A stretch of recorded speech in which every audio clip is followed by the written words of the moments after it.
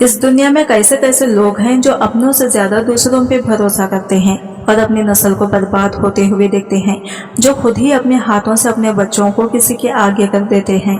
और हमें बर्बाद करने वाले लोग हमको कहीं का नहीं छोड़ते। ऐसे ही मेरी भी शादी की मेरी जिंदगी बर्बाद करती थी। मेरी खुद फैमिली वाले और बूढ़े ने मिलकर। बच्चा तो खुदा की नियामत है जो वो जिसे चाहे वो देता है, मगर यहाँ तो अल्लाह से नहीं मांगते बल्कि पीर बाबा पे भरोसा करके उनके आगे हाथ फैलाते हैं। मगर यहाँ तो कुछ और ही सीन था, जो इस बूढ़े बाबा ने जब मुझे कमरे में ले जाकर मेरे साथ वो काम किया जिसे सुनकर आपके होश उड़ जाएंगे। मेरी शादी जिस गांव में हुई थी वहाँ एक बाबा जी बहुत मशहूर थे। गांव की कोई भी औरत माँ नहीं बन पाती तो वो बाबा जी के दम से माँ बन जाती थी। मुझे ये बात बहुत अजीब लगती थी। शादी के 2 साल तक मैं माँ नहीं बनी तो मेरे ससुराल वाले बाबा के दरबार में दम के लिए छोड़ आए। जैसे ही रात गई तो मेरे साथ जो हुआ मेरी चीखें निकल गई। मैं एक छोटे से गांव में पली बड़ी थी। मेरे गांव में लड़कियों को बहुत ज्यादा पढ़ाया लिखाया नहीं जाता था। इनकी तालीम ज्यादा से ज्यादा मैट्रिक या इंटर तक ही करवाई जाती थी और बस इसके बाद ही इनकी शादी करवा दी जाती थी, जबकि मैं आगे पढ़ना चाहती थी। मैंने इस बारे में अपने माँ बाप से कई बार कहा कि मैं अभी शादी नहीं करना चाहती बल्कि मैं पढ़ना चाहती हूँ, लेकिन उन्होंने मेरी एक भी ना सुनी। इनका कहना था कि हमारे गांव में लड़कियों की शादी 18 साल की उम्र में ही कर दी जाती है, इसीलिए तुम्हारी भी शादी का सही वक्त आ चुका है। और फिर तुमसे छोटी तुम्हारी बहनें हैं, इनकी भी तो हमें अभी शादी करनी है। इसी वजह से मेरे लिए जल्द ही एक रिश्ता तलाश कर लिया गया। मेरे लिए जो लड़का देखा गया वो भी एक गाँव का ही था। मेरा होने वाला ससुराल मेरे घर से कुछ फासले पर था। मेरे होने वाले शौहर के एक बड़े भाई और बड़ी बहन थी। मेरे होने वाले शौहर के भाई की भी शादी हो चुकी थी और इनकी बहन की भी, लेकिन इनकी बड़ी बहन का इंतकाल हो चुका था। इनकी बड़ी बहन का एक 2 साल का बेटा था जो अब अपने नाना नानी के साथ में ही रह रहा था। मेरे होने वाले शौहर अच्छे खासे पढ़े लिखे थे और शहर में नौकरी करते थे, लेकिन वो शहर में रहते नहीं थे। वो बस सुबह काम पर निकल जाते और शाम को वापस आ जाया करते थे। जल्दी ही मेरी शादी की तारीख तय हो गई और मैं रुखसत होकर अपने ससुराल पहुंच चुकी थी। मैंने भी इस सब को अपनी किस्मत मान लिया था और अपनी शादी में ही अपनी खुशियों को ढूंढना शुरू कर दिया था। अपनी शादी को लेकर मैंने ना जाने कितने ख्वाब सजा लिए थे। मैं इस शादी से अब बहुत खुश थी क्योंकि मेरे शौहर देखने में बहुत ही खूबसूरत थे और सबसे ज्यादा मुझे खुशी इस बात की थी कि वो इतने पढ़े लिखे थे और शहर में नौकरी करते थे, क्योंकि मैं भी हमेशा से एक पढ़े लिखे इंसान से ही शादी करना चाहती थी। शादी के बाद रुखसत करवाकर मेरे ससुराल वाले सबसे पहले मुझे एक दरबार में लेकर गए। मैं ये देखकर हैरान थी, ये लोग मुझे कहाँ ले आए। तो मेरी जेठानी ने मुझे बताया, इनके गांव में ये जो बाबा जी हैं ये सालों से बहुत मशहूर है। ये बहुत नेक है, ये जिसे भी दुआएं दे दे इसका भला हो जाता है। सारे गांव वाले इन्हें बहुत मानते हैं, इसीलिए कोई भी नेक काम इनकी दुआओं के बिना नहीं हो सकता। तुम्हें भी यहाँ पर इनकी दुआओं के लिए ही लाया गया है। इसके बाद ही तुम्हारा घर में इस्तकबाल करवाया जाएगा। कुछ देर के बाद ही मैं और मेरे शौहर इनके बाबा जी के सामने बैठे हुए थे। उन्होंने हम दोनों को ही सर पर हाथ फेरकर हमें खूब दुआएं दी। इसके बाद मैं अपने ससुराल आ गई। मेरी शादीशुदा जिंदगी की शुरुआत बहुत ही अच्छी हुई, लेकिन आहिस्ता आहिस्ता मुझे ये सब समझ आने लगा कि मेरे शौहर कम बात करने वाले लोगों में से हैं। वो जो भी बात कहते हैं बस मुख्तसर लफ्जों में ही कहते हैं। ज्यादा बात करना इन्हें पसंद नहीं था। ज्यादातर वो खामोश रहते। मुझे समझ नहीं आता कि जब घर में सभी लोग खूब हंसने बोलने वाले हैं तो फिर ये इतना कम क्यों बोलते हैं। कई बार तो मुझे ऐसा लगता है कि शायद जैसे कोई बात है जो इन्हें अंदर ही अंदर परेशान कर रही है। वो किसी बात से बहुत ज्यादा उदास हैं। इसीलिए मैंने 1-2 बार हिम्मत करके इनसे पूछा भी, लेकिन उन्होंने मेरी इस बात का कोई जवाब ही नहीं दिया। फिर मुझे लगा कि शायद या तो ये मेरी गलतफहमी है या फिर वो मुझे इस काबिल नहीं समझते कि मुझसे अपने दर्द को बांट सके। इधर मेरी शादी की सारी रस्में हो चुकी थी और मैंने अपने ससुराल की सारी जिम्मेदारियां निभाना शुरू कर दी थी। मेरी जेठानी से मेरी खूब बनने लगी। वो मेरी बहुत अच्छी सहेली बन गई। जैसा कि हम लड़कियों को हमेशा से ही सिखाया जाता है कि हमें अपने शौहर के आगे झुक कर रहना चाहिए, इनके सामने बहुत ज्यादा बोलना नहीं चाहिए। वहाँ पर भी ठीक वैसा ही माहौल था। मेरी जेठानी जेठ जी से हमेशा डरी सहमी सी रहती थी और कम ही बात करती थी, जबकि मेरे और मेरे शौहर के बीच में ये चीज उल्टी थी। मेरे शौहर मुझसे कम बात किया करते थे और मैं ही इनसे से ज्यादा बातें करने की कोशिश करती थी। गांव में तो अक्सर ऐसा होता है कि लोग हर रोज आपके घर कुछ देर के लिए बातें करने के लिए आ जाया करते हैं। ठीक इसी तरह से मेरी सास की पहचान वाली कई औरतें हर रोज घर पर आया करती थी और इन बातों में मैंने अक्सर सुना कि वो मेरी जेठानी को लेकर इस तरह के सवाल करती रहती थी। अब तो इसकी शादी को 2 साल हो गए हैं, लेकिन अभी तक कोई बच्चा नहीं हुआ है। हमें तो यही लगता है कि इसे भी बाबा जी को दिखाना चाहिए, वरना ये तो हमेशा के लिए बांझपन कर रह जाएगी। मुझे इन लोगों की ये बातें बहुत ही बुरी लगती। मैंने देखा था कि इनकी ऐसी बातों से मेरी जेठानी की आंखों में आंसू आ जाते थे। इनका चेहरा हर वक्त उतरा हुआ ही रहता था। एक अजीब सा डर इनकी आंखों में दिखता था। मैंने इनसे एक दिन पूछ ही लिया कि आखिर ये बाबा जी के पास जाने वाली बात के पीछे क्या मकसद है। तो उन्होंने मुझे बताया कि दरअसल हमारे गांव में जब भी किसी औरत को बच्चे नहीं होते हैं तो जिन बाबा जी के पास तुम्हें शादी के वक्त ले गए थे, इनके पास ही इन औरतों को ले जाया जाता है और फिर तकरीबन 7 दिन के बाद वो पेट से हो जाती हैं। अपनी जेठानी की ये बात सुनकर मुझे इनकी बातों पर जरा सा भी यकीन नहीं हुआ कि भला ऐसा भी कहीं हो सकता है। अगर किसी को बच्चे नहीं हो रहे तो इसे डॉक्टर के पास ले जाना चाहिए। एक बाबा जी के पास ले जाने से वो पेट से कैसे हो सकती है। लेकिन मेरी जेठानी कहने लगी कि आज तक इस गांव में जब भी किसी औरत के साथ ऐसा हुआ और इसे बाबा जी के पास ले जाया गया तो सच में वो कुछ महीनों बाद पेट से हो गई। ये सुनकर मैं भी हैरान थी। फिर वो कहने लगी कि हमारी ननद सिद्रा को भी तो ये बच्चा नहीं हो रहा था, लेकिन जब इसे बाबा जी के दरबार में भेजा गया तो वो भी 1 महीने के बाद पेट से हो गई और तभी तो इसका बेटा इस दुनिया में आया। अपनी ननद के बारे में ये सुनकर मैंने जेठानी से पूछा कि बाबा जी, लेकिन हमारी ननद के साथ ऐसा क्या हुआ था जो वो इस दुनिया को छोड़कर चली गई। इस बात पर मेरी जेठानी की आंखों में आंसू आ गए और वो कहने लगी कि बस एक हादसे की वजह से हमने अपनी हंसती खेलती ननद को हमेशा हमेशा के लिए खो दिया और इसका बेटा बिन माँ का हो गया। इनके मुंह से ये बात सुनकर मैं भी बड़ी हैरान और दुखी हो गई थी। मैंने अपने ससुराल वालों के मुंह से अक्सर सुना था कि मेरी ननद बहुत बातूनी और खुश मिजाज किस्म की इंसान थी। इनके पास अगर कोई भी थोड़ी देर बैठ जाता तो वह हंस हंस कर लोट-पोट होने लगता था। मुझे कभी कभी यही लगता कि जो इंसान इखलाक का इतना अच्छा हो, इसे ही अल्लाह बहुत ही जल्द अपने पास बुला लेता है। मेरी ननद के बेटे का नाम मोहसिन था। इसको देखकर भी मुझे बहुत दुख होता था कि जब ये बड़ा होगा और इसे पता चलेगा कि इसकी माँ तो इस दुनिया में है ही नहीं, तो इस बेचारे पर क्या गुजरेगी। मुझे मोहसिन से भी बहुत लगाव हो गया था। ऐसा लगता था कि जैसे वो मेरा ही बच्चा हो। कुछ दिनों के बाद मेरी सास ने मेरी जेठानी से कहा कि मुझे नहीं लगता कि अब तुम्हें बच्चा होगा, इसलिए अब सही वक्त आ गया है कि तुम्हें बाबा जी के पास ले जाया जाए। इस बात से मेरी जेठानी बहुत परेशान हो गई। उन्होंने मेरी सास से कहा कि माँ जी, मुझे लगता है कि बाबा जी के पास जाने से पहले हमें शहर चलकर एक बार डॉक्टर को दिखाना चाहिए। इस बात पर मेरी सास नाराज होने लगी और गुस्से में जेठानी को आंखें दिखाते हुए कहने लगी कि तुम्हारी हिम्मत कैसे हुई अपने मुंह से डॉक्टर का नाम लेते हुए। जब हमारे गांव में बाबा जी हैं तो हमें तो डॉक्टर की बात अपने मुंह से भी नहीं लानी चाहिए। बाबा जी की दुआओं और दम दरूद में इतनी ताकत है कि आज तक इस गाँव की किसी भी औरत को डॉक्टर का मुंह नहीं देखना पड़ा और तुम हो कि डॉक्टर के पास जाने की बात कर रही हो। आज तुमने ये बात कह दी, लेकिन आज के बाद ये बात अपने मुंह से भी मत निकालना। अगर गांव में किसी को भी पता चल गया कि तुमने इस तरह से कहा है तो ना जाने क्या होगा। और गलती से भी अगर ये बात बाबा जी के पास पहुंच गई तो शायद हमें इनकी नाराजगी को झेलना पड़े।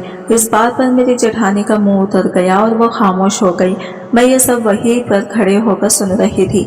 मुझे तो जेठानी की बात में कोई भी बुराई नजर नहीं आई थी, इसीलिए मुझसे रहा नहीं गया और मैंने अपनी सास से कहा कि लेकिन माँ जी, अगर डॉक्टर के पास हम एक बार चलकर बाजी को दिखा लेते तो इसमें बुराई क्या थी। इस पर मेरी सास मुझ पर भड़कने लगी, कहने लगी अभी जो मैंने तुम्हारी जेठानी से कहा वो क्या तुम्हारे कानों को सुनाई नहीं दिया, जो मुझे तुम्हें अलग से समझाना पड़ेगा। मुझे लगता है कि तुम दोनों का दिमाग कुछ ज्यादा ही खराब हो गया है। आने दो मेरे बेटों को, तुम दोनों की अच्छी खबर इनसे लेने को कहती हूँ। ये बात सुनकर मेरी जेठानी और भी ज्यादा घबरा गई। सास के जाते ही वो मुझसे कहने लगी, किरण तुम्हें बीच में बोलने की क्या जरूरत थी, बिना बात अब छोटी सी बात का बतंगड़ बन जाएगा।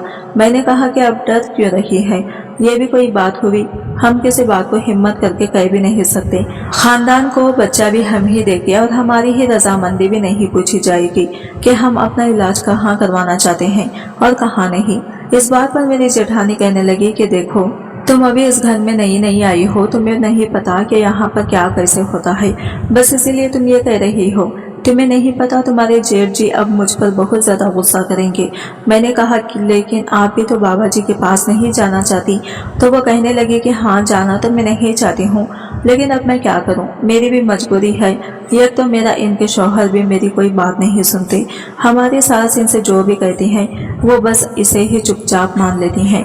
मुझे बाबा जी के दरबार में जाने से बहुत ज्यादा डर लगता है, क्योंकि अभी तक मैंने यही देखा है कि जो भी औरतें या लड़कियां बाबा जी के दरबार में गई हैं वो भले ही माँ बन गई हैं, लेकिन वो देखने से मुझे ठीक नहीं लगती।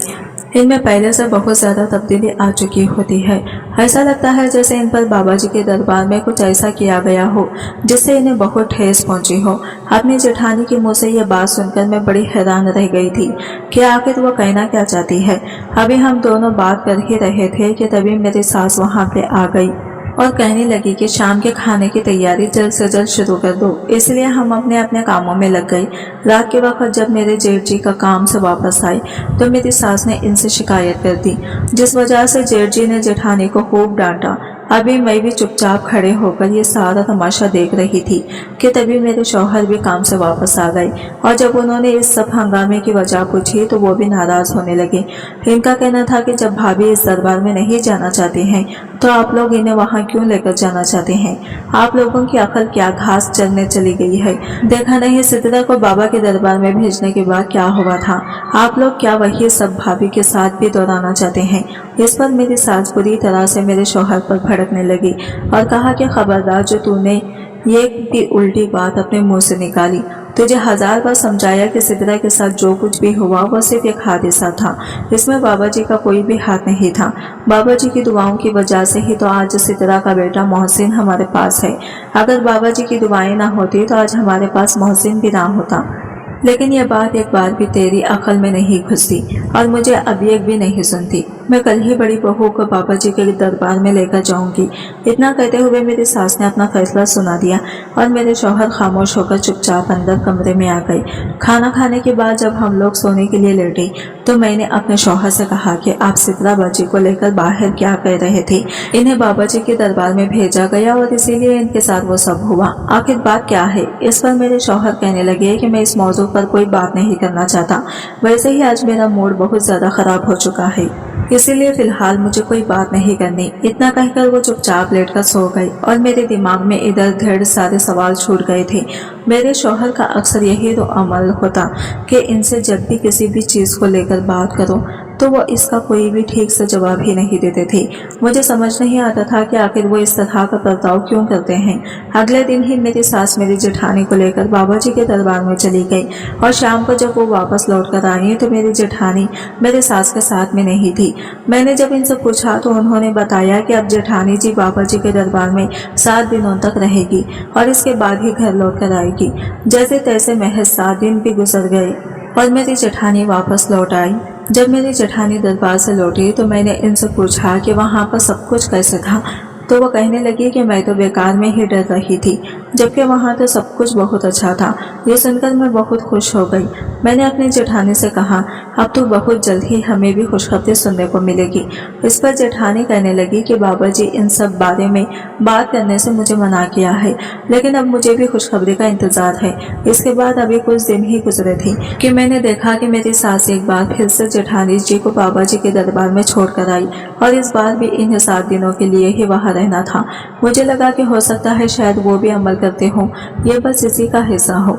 आहिस्ता आहिस्ता इस बार भी 7 दिन गुजर गए, लेकिन इस बार जब जेठानी जी बाबा जी के दरबार से लौट कर आई तो इनकी हालत पहले की तरह अच्छी नहीं थी, बल्कि मुझे इनकी हालत बहुत खराब लग रही थी। मुझे समझ नहीं आ रहा था कि पिछली बार जब वो बाबा जी के दरबार से लौटी थी तो सब कुछ अच्छा था, लेकिन इस बार वैसा क्यों नहीं है। जब मैंने इनसे बात करने की कोशिश की तो उन्होंने मुझसे बात करने से भी इनकार कर दिया। कहने लगी कि इन्हें इनकी तबीयत कुछ ठीक नहीं लग रही है और वो अकेला रहना चाहती है। इस वक्त तो मैंने इन्हें आराम करने के लिए इनके कमरे में अकेला छोड़ दिया, लेकिन आहिस्ता आहिस्ता दिन गुजरने लगे, पर वो अब पहले की तरह नहीं रही थी। अब वो मुझसे बिल्कुल भी बात नहीं करती थी। मुझसे क्या, मैं तो अब इन्हें घर में किसी से भी ज्यादा बात करते हुए नहीं देखती थी। वैसे चुपचाप किचन में अपना सारा काम निपटा लेती और वापस अपने कमरे में लेट जाती। इसी तरह से आहिस्ता आहिस्ता 1 महीना गुजर गया और ठीक 1 महीने के बाद हमें खुशखबरी सुनने को मिली कि मेरी जेठानी जी हामिला हैं। पूरे घर में खुशी का माहौल था। मैं भी बहुत खुश थी, लेकिन जेठानी जी के चेहरे पर मुझे कोई भी खुश नजर नहीं आ रही थी। इसके पीछे क्या वजह थी मुझे समझ नहीं आ रहा था, लेकिन अब इनसे कुछ भी पूछने की मेरी हिम्मत भी नहीं हो रही थी, क्योंकि अब वो ज्यादा बात ही नहीं करती थी। दिन यूं ही गुजर रहे थे। एक दिन मैं जब अपने कमरे में आई तो मैंने देखा कि मेरे शौहर रो रहे थे। मैंने इनसे घबराकर इनके रोने की वजह पूछी तो वो मुझसे अपने आंसुओं को छुपाने लगे। इस दिन मैंने इनसे जिद पकड़ ली कि आखिर ऐसा कौन सा गमों का पहाड़ है जो आप अपने दिल में दबाए बैठे हैं। आप मुझे बताते क्यों नहीं? मैं आपकी जीवन साथी हूँ, आपके हर सुख दुख में आपका साथ देने वाली। मुझे पूरा हक है कि मैं आपके सारे गमों को जानूं और इन्हें दूर करने की पूरी कोशिश करूं। इस पर वो कहने लगे कि दरअसल आज के दिन ही सिद्रा बाजी हम सबको इस दुनिया से छोड़कर चली गई थी। इनकी ये बात सुनकर मैं भी बहुत उदास हो गई। मैंने इन्हें समझाने की कोशिश की कि होने को कोई नहीं टाल सकता। शायद अल्लाह की यही मर्जी थी कि इतनी कम उम्र में ही सिद्रा बाजी हम सबको छोड़कर चली जाएं। पर मेरे शौहर कहने लगे कि यह होती नहीं थी, बल्कि ये सब कुछ इस बाबा का किया धरा था। इनकी ये बात सुनकर मैं हैरान रह गई। मैंने कहा, आखिर आप कहना क्या चाहते हैं? इस पर वो एक बार फिर से खामोश हो गई।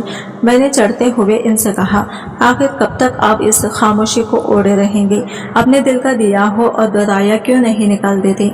आपको मेरी कसम है, आज आप सब कुछ मुझे साफ साफ बता दीजिए।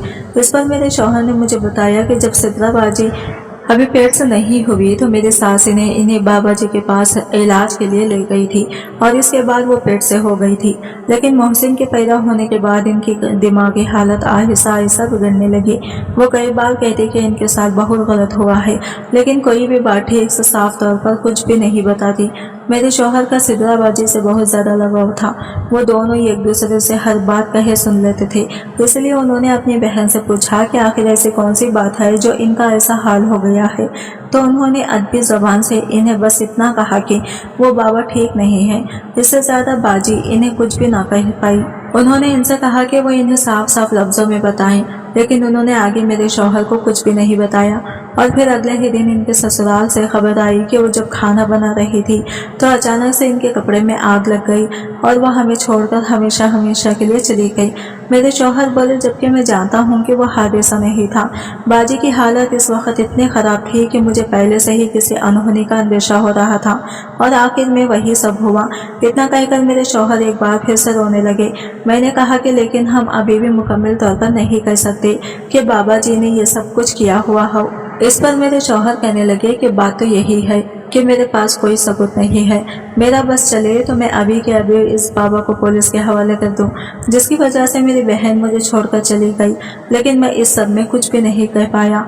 बस यही बात मुझे अंदर ही अंदर खाई जाती है और मैं मन ही मन में बहुत दुखी रहता हूँ। मैंने अपने शौहर से कहा कि अगर बाजी के साथ कुछ भी गलत हुआ होता तो अभी भाभी भी तो बाबा जी के दरबार में रहकर आई हैं, तो वो जरूर कुछ ना कुछ हमें बताएं। इसी पर मेरे शौहर कहने लगे कि बस यही सब बातों से तो अब मैं बहुत ज़्यादा उलझन में पड़ गया हूँ कि आखिर क्या सच है और क्या झूठ। और मेरी बहन मुझे आखिर क्या कहना चाहती थी, जबकि भाभी तो वहाँ से लौटने के बाद ऐसा कुछ भी नहीं बता रही है जैसा सिद्रा बाजी ने कहा था।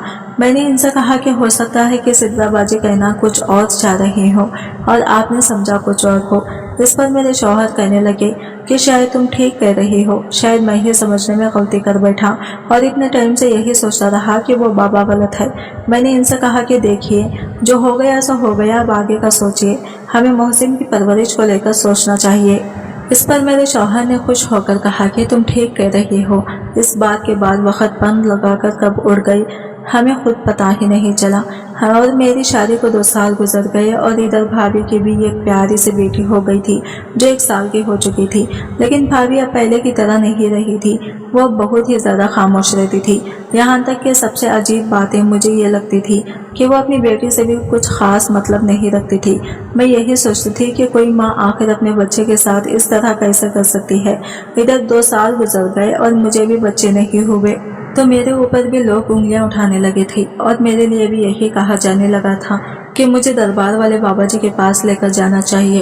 ये सारी बातें जब मैंने सुनी तो मैं बुरी तरह से घबरा गई कि ना जाने वहाँ पर क्या होगा, लेकिन माँ तो मैं भी बनना चाहती थी। बस इसी वजह से दिल मार कर मैं अपनी सास के साथ बाबा जी के दरबार में पहुँच चुकी थी। जब मैं वहाँ पहुँची तो जिस जगह बाबा जी बैठे हुए थे वहाँ पर खूब सारी अगरबत्तियाँ और धूप जल रहे थे और सभी लोग बहुत ही खामोशी से बैठे हुए थे। इसके बाद बाबा जी ने मुझे दुआएं देकर अपने दरबार की एक कोठरी में भेज दिया। मुझे इस कोठरी में 7 दिनों तक रहना था। इस कोठरी में हमें रहने के लिए सारी ज़रूरत की चीज़ें भी दी गई थी और खाना पीना भी हमें इसी कोठरी में दिया जाया करता था। मेरा पहला दिन ही जैसे तैसे गुजरा, लेकिन जब रात हुई तो मुझे अजीब से घबराहट होने लगी। मैं डर रही थी कि ना जाने यहाँ कहीं मेरे साथ कुछ गलत ना हो जाए। अभी मैं बैठकर यही सब सोच रही थी कि तभी अचानक से मेरी कोठरी का दरवाज़ा खुला, जिससे पूरी तरह से डर गई और एक बड़ा सा साया मेरे कमरे की तरफ आगे बढ़ता हुआ नजर आया। मेरे हाथ पैर बुरी तरह से कांपने लगे थे। डर की वजह से मैंने अपनी आंखों जोर से बंद कर ली कि कभी किसी ने मेरे कंधे पर हाथ रखा, जिससे मेरी चीख निकल गई और मैं एक झटके से दूर भागकर खड़ी हुई। लेकिन जब मैंने पीछे पलटकर देखा, सामने खड़ा हुआ शख्स और कोई नहीं बल्कि मेरा शौहर ही था। इन्हें देखकर तो मैं खुशी से फूल ही नहीं समाई। फिर वो मुझसे कहने लगे कि बाबा जी ने हुक्म दिया है कि मुझे यहाँ पर 7 दिनों तक हर रात तुम्हारे साथ यही रहना है। ये सुनकर तो मैं बहुत ही ज्यादा खुश हो गई थी। अब मुझे पूरा यकीन हो गया था कि अब तक मैं जो भी बाबा जी को लेकर सोच रही थी वो सब गलत था। 7 दिन कब और कैसे गुजर गए मुझे खुद ही नहीं पता चला। मैं बहुत ज्यादा खुश थी। मेरा बाबा जी पर अब यकीन पुख्ता होने लगा था। इधर मैं वापस अपने ससुराल लौट आई थी। मैंने सभी से बाबा जी की बहुत तारीफ की और फिर कुछ दिनों के बाद ही मुझे फिर से मेरी सास बाबा जी के दरबार में छोड़ आई। इस बार मैं पहले की तरह डरी सहमी नहीं थी, बल्कि बहुत खुश थी। अब वो मेरे अंदर का सारा डर निकल चुका था। दोबारा दरबार जाने के पहले दिन जब रात हुई तो मैं बेसब्री से अपने शौहर के आने का इंतजार करने लगी। मुझे लग रहा था कि मेरे शौहर आज भी आ जाएंगे, लेकिन तकरीबन आधी रात हो गई, लेकिन वो नहीं आए। इसी वजह से मैं थोड़ा सा परेशान हो गई। फिर इसी परेशानी की वजह से मैं सो भी नहीं पा रही थी। मुझे हसीबत प्यास लगी तो मैं मटके से पानी लेने के लिए उठकर गई। तभी मेरी नज़र खिड़की से बाहर एक शख्स पर पड़ी, जिस पर मुझे थोड़ा सा शक हुआ। मैं खिड़की के पास गई, ध्यान से देखा तो सामने वाला शख्स और कोई नहीं बाबा जी ही थे। वो सामने वाली बनी कोठरी में अंदर जा रहे थे। मुझे समझ नहीं आया कि आखिर बाबा जी इतनी रात को इस कोठरी में क्यों जा रहे हैं, क्योंकि यहाँ बनी हुई सभी कोठरियों में जो भी औरतें बाबा जी से अपना इलाज करवाने के लिए आती थी वही रुकती हैं। तो फिर आखिर बाबा जी इतनी रात में इस कोठरी में क्यों जा रहे हैं। मैं फौरन ही अपनी कोठरी से बाहर निकली कि आखिर वहाँ पर क्या होने वाला है। लेकिन तभी मुझे यहाँ का बताया हुआ कानून याद आया कि अपनी कोठरी से कोई भी औरत बाहर नहीं जा सकती। इन 7 दिनों तक हर औरत को अपनी कोठरी के अंदर ही रहना है। लेकिन क्योंकि मुझे बहुत ज्यादा टेंशन हो रही थी, इसी वजह से मैं दबे पांव चुपके से इस तरफ चली गई जिधर बाबा जी को मैंने जाते हुए देखा था। कुछ ही देर में लंबे कदम भरते हुए मैं भी इस कोठरी के पास पहुंच चुकी थी और अंदर से मुझे कुछ अजीब सी आवाज सुनाई दे रही थी। वैसे तो मैंने देखा था कि हर कोठरी में एक ही औरत को रखा जाता था, लेकिन जब इस कोठरी में मैंने झांक कर देखा तो वहाँ पर 3 औरतें थी। पर सवाल अभी भी वही था कि आखिर बाबा जी इतनी रात में इस कोठरी में क्या कर रहे थे। मैं चुपचाप खड़े होकर सब कुछ देख रही थी कि तभी मैंने फिर आगे जो देखा तो मेरे होश उड़ गए। बाबा जी ने वो किया जिसके बारे में मैं ख्वाब में भी नहीं सोच सकती थी। उन्होंने तो 3 के साथ एक साथ ही मैं डर की वजह से फौरन ही वापस अपनी कोठरी में आ गई। अब तो मुझे बहुत डर लग रहा था। मैंने फौरन ही घबराकर अपनी कोठरी का दरवाज़ा बंद करने की कोशिश की, लेकिन ये देखकर तो मैं दंग रह गई। इस दरवाजे में अंदर से बंद करने के लिए तो कुंडी ही नहीं थी। अब मुझे समझ नहीं आ रहा था कि आखिर मैं क्या करूं। मैं अब एक बहुत बड़े मुसीबत में फंस चुकी थी। मुझे अब अपने ऊपर मुश्किल नजर आने लगी थी। इसका मतलब सिदराबाजी ने मेरे शौहर से जो भी कहा था वो बिल्कुल सच था। मेरी आंखों के सामने मेरी जेठानी का चेहरा घूमने लगा। मुझे अब याद आने लगा कि क्यों मेरी जेठानी बाबा जी से इलाज करवाने के बाद जब से घर लौटी थी तो इनकी हालत ऐसी ही थी। अब मुझे सब कुछ साफ साफ नजर आ रहा था, लेकिन अब मैं क्या कर सकती थी। इतनी रात को मैं कहीं जा भी नहीं सकती थी। अब यहाँ से मैं किसी से कुछ कह भी नहीं सकती थी। जैसे तैसे मैंने अल्लाह का नाम लेकर खुद ही हिम्मत दी और ये सोचा कि बस कल सुबह होने तक का मुझे इंतजार करना है। सुबह होते ही मैं कुछ भी करके इस दरबार से बाहर निकल जाऊंगी। मैं यही सब सोच ही रही थी कि तभी मेरी कोठरी का दरवाजा खुला और जब मैंने सामने नजर डाली तो मेरे सामने और कोई नहीं बल्कि बाबा जी ही खड़े हुए थे। इन्हें देखकर तो मेरे पैरों तले से जमीन ही खिसक गई थी। मैंने फौरन चिल्लाते हुए बाबा से कहा, कि अब यहाँ क्या करने आए हैं। तो वो कहने लगे कि मैं सब कुछ जानता हूँ कि तुम अब मेरे बारे में सब जान चुकी हो। वो आहिस्ता आहिस्ता मेरे करीब आने लगे और मैं डर के पीछे हटने लगी। मैंने कहा आप यहाँ से चले जाएं। तो बाबा कहने लगे कि देखो मैं तुम्हारी मदद करने के लिए यहाँ पर आया हूँ और मेरा यकीन करो तुम भी ज़रूर माँ बनोगी, अपने बच्चों को अपनी गोद में खिला सकोगी, लेकिन इसके लिए तुम्हें मेरी एक शर्त माननी होगी।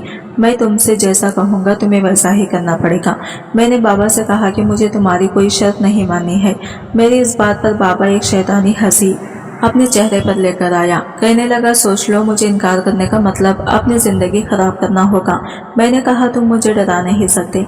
तो वो कहने लगा मैं तुम्हें डरा नहीं रहा हूँ, तुम्हें तुम्हारे आगे के बारे में बता रहा हूँ। अगर तुम माँ नहीं बनोगी तो गाँव के लोग रोज तुम्हारे घर आएंगे, तुम्हें सबके सामने बेइज्जत करेंगे, तुमसे बार बार सवाल करेंगे, फिर तुम इन्हें क्या जवाब दोगी, तुम्हें बांझ होने के ताने देंगे। तुम जब भी अपने मैके जाओगी वहाँ भी लोग तुम्हें अजीब नजरों से देखेंगे और ये भी हो सकता है कि तुम्हारे ससुराल वाले तुम्हें घर से निकलवा दें, तुम्हारे शौहर से तुम्हारी तलाक करवा दें और तुम्हारे शौहर की दूसरी शादी करवा दें। बापा के मुँह से ये सारी बातें सुनकर मैं होश उड़ चुके थे। ये तो मैंने ख्वाब में भी नहीं सोचा था कि मेरे साथ ऐसा कुछ भी हो सकता है। मैं बाबा की बातों से बुरी तरह से डर चुकी थी, लेकिन फिर भी मैंने छोटी हिम्मत दिखाते हुए इनसे कहा कि मेरे साथ ऐसा कुछ नहीं होगा। मेरे शौहर बहुत अच्छे हैं, मैं कहूँगी कि वो मुझे डॉक्टर के पास लेकर चलें। इस पर बाबा कहने लगा कि इस गाँव के लोग कभी भी डॉक्टर के पास नहीं जाते, वो सिर्फ और सिर्फ मुझ पर भरोसा करते हैं, इसलिए तुम्हारे पास मेरी बात मानने के सिवा और कोई चारा नहीं है। मैंने बाबा से कहा इसी तरह से तुम्हारे पास जो भी औरतें आती होंगी तुम इन्हें अपनी बातों में उलझा लेते होंगे और फिर इनके साथ गलत करते होंगे। इस पर वो बाबा एक खतरनाक हंसी हंसने लगा, जिससे मैं समझ चुकी थी कि यह बाबा बहुत बड़ा ढोंगी है और ना जाने कितनी औरतों के साथ इसने वो सब किया है। बेचारी गाँव की औरतें बाबा की बातें सुनकर डर जाती होंगी और फिर जब चुपचाप इसकी बात मान लेती होंगी, अपनी इज्जत और शादी को बचाने की खातिर वो सब कुछ करती होंगी। मैंने कहा यही सब तुमने मेरी जेठानी के साथ भी किया है ना, और मेरी ननन के साथ भी। इस पर वो बाबा कहने लगा सिर्फ तुम्हारी जेठानी और ननन के साथ क्या, मैंने तो ये सब इस गांव की हर इस औरत के साथ किया है जो मेरे पास अपना इलाज करवाने के लिए आई है। मुझे इस बाबा पर बहुत तेज गुस्सा आने लगा। मैंने इनसे कहा इसका मतलब तुम्हारी वजह से ही मेरी ननन ने अपनी जिंदगी को खत्म कर लिया, अपने मासूम से बच्चों को छोड़कर इस दुनिया से हमेशा के लिए चली गई। इस पर वो बाबा बोला कि मैं तो लड़कियों की शादीशुदा जिंदगी को बचाता हूँ, इसलिए तुम भी मेरी बात मानो, अपनी शादीशुदा जिंदगी को बचा लो।